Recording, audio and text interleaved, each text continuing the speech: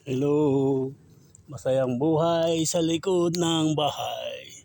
Ito ngayon ako at tinitingnan ko ang aking pinakitang tinatanim noon. Ngayon, haya na siya ngayon. Meron ng 1 metro ang haba niya. Ayan. Ayan oh. Ayan. Meron ng 1 metro. Ayan. Nagtanim din ako ngayon.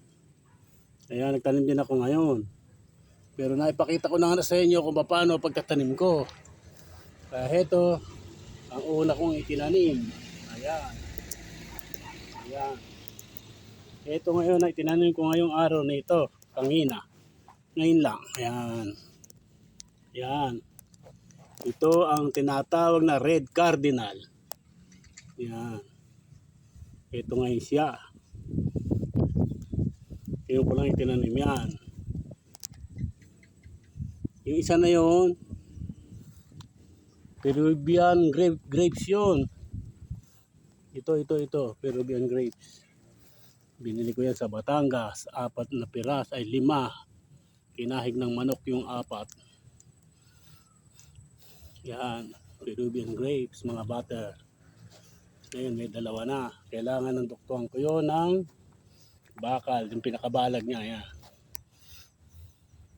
Itong post nito, dito siya gagapang pataas. Duduktuhan ko lang yan. Yan.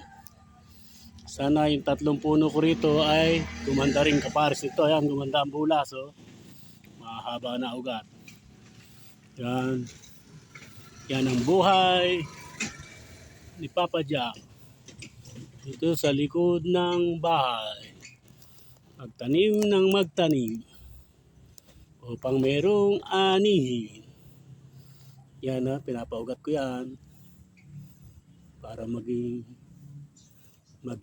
puno. Punong matanda. Ayan o. Masarap magkuha ng pagtanim ng magtanim. Upang mayroong anihin. Dumaan tayo sa aking magagandang mga yan ang ating aking mga halaman ngayon dito sa aking munting hardin. Ayan. Ayan oh. Ang gaganda. Yan ngayon ang aking halaman. Yan. Dito sa pagtatanim ng kung ano-anong halaman. Yan.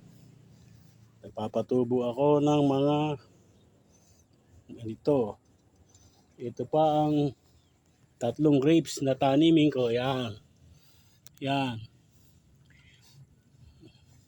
Mga butter, hanggang sa muli sa masayang buhay sa likod ng bahay. Paki-like, share, and subscribe sa masayang buhay sa likod ng bahay. Maraming salamat. Okay, bye-bye.